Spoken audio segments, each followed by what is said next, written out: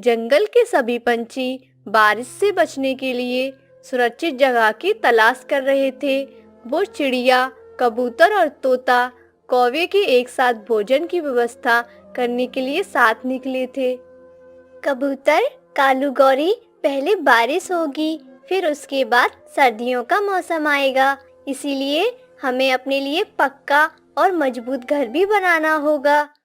चिड़िया, मैंने तो पहाड़ी वाले पंछियों से सुना था इस बार सर्दी कड़ाके की पड़ेगी। फिर तो तोते और चिड़िया हमें भोजन भी ढेर सारा जमा करना होगा। और वो सभी पंछी दोस्त ऐसे मिलकर सलाह कर रहे थे। तभी वहां आसमान से एक सुंदर सी लाल परी आती है। यह तो वही जादुई परी है जिसकी कहानियां हम बचपन में सुना करते थे। हाँ पंछियों, मैं वही जादुई परी हूँ। आज मैं अपनी माँ से छुपकर तुमसे मिलने आई हूँ। अरे जादुई परी, आपका हमारे जंगल में स्वागत है। सिर्फ स्वागत से काम नहीं चलेगा पंछियों, तुम सबको मुझे अपना जंगल दिखाना होगा, क्योंकि मैं इस सब से अनजान हूँ और छोटी होने की वजह से मेरी मम्मा मुझे कहीं नहीं जाने देती, इसीलिए मैं छुपकर आई हूँ। छोटी परी, तो हमारे पास क्या आपको फ्री का समय दिखता है? हम भी बहुत बिजी हैं। दाना, घर, बाकी सब चीजों की खोज को निकले हैं हम, कोई पिकनिक पर नहीं आए। हाँ नन्ही परी, आप किसी और के पास चले जाएं जिसके पास फ्री का समय हो। हम सब तो बस यहाँ से निकलने ही वाले थे। चलो दोस्तों, हमें देर हो रही है।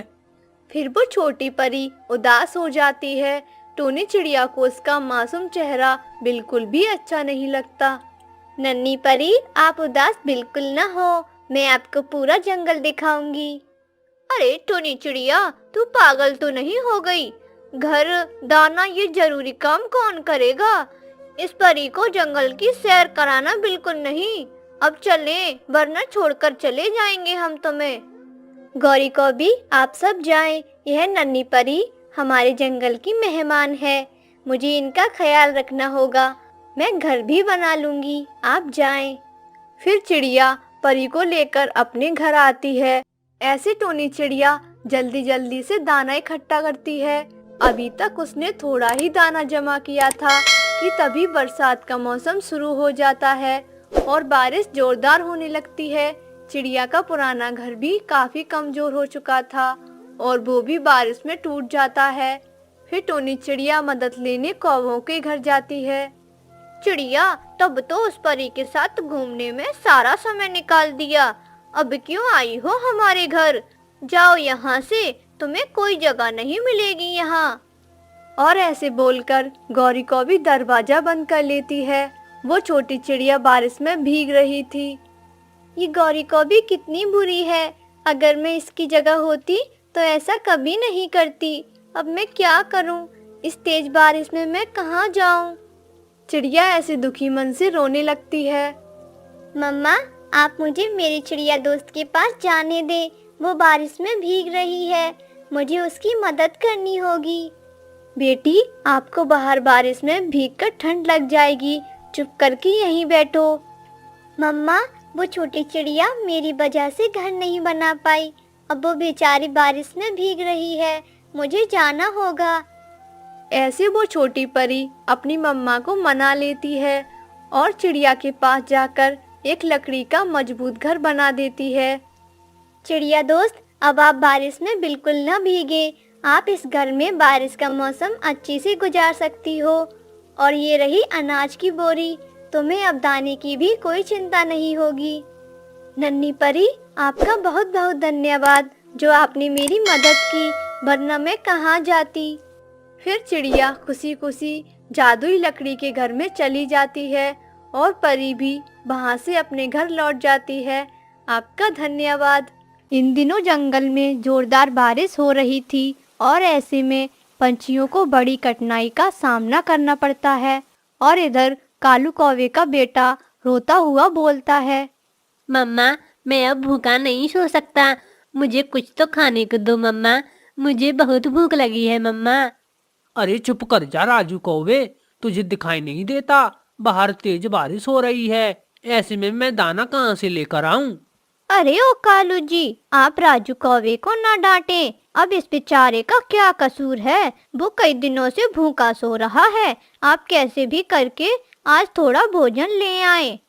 गौरी जी, मैं कल भी गया था तो पूरे जंगल में पानी भरा पड़ा है, कहीं गीला दाना भी नहीं मिलता। मैं कहाँ से लेकर आऊंगा? आप तो रहने ही दें, मैं जाती हूँ। अपने बच्चे के लिए कुछ ना कुछ तो लेके ही आऊंगी। आप तो बस यहीं बैठे रहो। गौरी जी, ध्यान से जाना, ऐसे मौसम में भूखे चील अपना शिकार ढूंढते रहते हैं।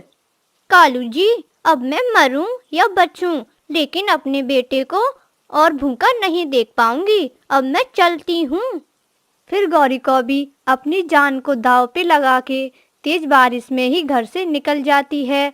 इधर चिड़िया के बच्चे भी भूख से तड़प रहे थे। गोलू बेटा, अपनी आंखें खोलो। मेरे बच्चे, आप ठीक तो हो ना? माँ, मैं तो ठीक हूँ, बस थोड़े से चक्कर आ गए थे माँ। आप चिंता ना करें, मुझे कुछ नहीं हुआ। गोलू भैया, ये सब भोजन ना खाने के कारण हो रहा है, लेकिन मम्मा क्या करें? ऐसी बारिश में दाना कहाँ से ढूंढ कर लाएं? इस बारिश में दाना भी नहीं मिलेगा। पिंकी बेटी, आप भाई के पास रहें, मैं बाहर जा रही हूँ।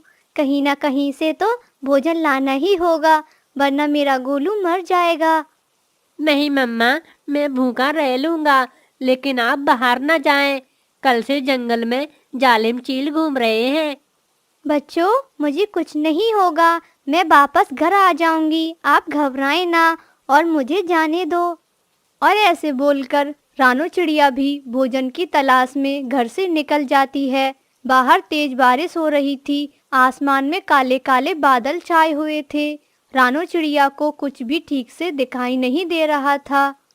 ये डंडा अपने पास रख लेती हूँ, अगर कोई जालिम चील मुझे मिल भी गई तो उसकी इसी से पिटाई करूंगी। फिर गौरी कौवी उस डंडे को अपनी पीठ पर रखकर आगे की तरफ उठ जाती है। भूखा चील पत्तेदार पेड़ के पीछे छुपा बैठा था। तभी उसकी नजर रानू चिड़िया पर जाती है। आ गया मेरा शिकार। आज इस छोटी चिड़िया को ही पकड़ के ले जाऊंगा। मेरी पत्नी इसका मांस खा के बहुत खुश होगी। और फिर वो जालिम चील चौकन्ना हो जाता है। लेकिन बेचारी रानू चिड़िया को क्या पता था, वो उसी पेड़ के बिल्कुल पास से जाती है। तभी चील एकदम से चिड़िया को दबोच लेता है और कहने लगता है, अरे वाह, इतनी भी छोटी नहीं है ये चिड़िया। इससे तो हम दोनों का पेट भर जाएगा। आज तो मजा ही आ गया। मुझे छोड़ दो भगवान के लिए, मुझे जाने दो। मेरे बच्चे भूखे हैं, वो मेरा घर पर इंतजार कर रहे हैं, मुझे जाने दो। चुप, एकदम चुप। अगर मैंने तुझे छोड़ दिया तो मैं भूखा मर जाऊंगा। तू तो आज मर के ही रहेगी। वो चिड़िया से ऐसे बोलता है। तभी गौरी कौवी उसे देख लेती है और वो डरते हुए कहती है, अरे बाप रे, ये रानू चिड़िया को बचाना होगा। वो भी अपने बच्चों के लिए दाना लेने आई होगी। चलो, आज ये डंडा काम आएगा। फिर गौरी कौवी बिना कुछ सोचे समझे चील पर हमला कर देती है और वो उसे मार मार के बेहोश कर देती है। अरे चिड़िया, तुम ठीक तो हो ना? कोई खरोच तो नहीं आई तुम्हें? गौरी कौवी, मैं ठीक हूँ। अगर आज तुम समय पर ना आती तो वो चील मुझे मार देता। आज मैं तुम्हारा कैसे धन्यवाद करूँ? आज तुमने अपनी जान पर खेलकर मुझे बचाया है। अरे बस करो चिड़िया, इतनी भी बुरी नहीं हूँ मैं जो तुम्हें ना बचाती मैं। गौरी बहन, मेरे बच्चे भूखे हैं, उनके लिए मैं भोजन लेने आई हूँ। हाँ रानू चिड़िया, मेरा राजू कौवा भी पिछले 3 दिनों से भूखा है और ऊपर से ये बारिश, पूरे जंगल के पंछी परेशान हैं। और ऐसे फिर वो दोनों भोजन की खोज साथ साथ में करती हैं। वो दोनों उड़ते उड़ते काफी दूर आ जाती हैं और अब बारिश भी बंद हो चुकी थी। चलो, अच्छा हुआ जो ये बारिश बंद हो गई, अब शायद कुछ मिल सकता है। अरे चिड़िया, इतनी देर से उड़ उड़ के मेरे पंख भी दुखने लगे हैं और कितनी दूर जाना पड़ेगा, अब मुझसे नहीं उड़ा जा रहा। फिर गौरी कौवी ऐसे बोलकर एक जगह पर बैठ जाती है। वो जहाँ पर रुकती है वहाँ बांसों का खेत था और गौरी कौवी एकदम से बोलती है, चिड़िया बहन ये देखें, बड़े बड़े बांस के झुंड के पास कुछ नए बांस उगे हैं, इन्हें हम खा सकते हैं। गौरी कौवी तुम ये क्या बोल रही हो भला, बांस भी कोई खाने की चीज है, ये कैसे हो सकता है? अरे हाँ हाँ रानू चिड़िया, तुम हटो। बचपन में मैं जब छोटी थी, मेरी माँ ये बांस खाया करती थी और हमें भी खिलाती थी। ये खाने वाले बांस हैं, तुम नहीं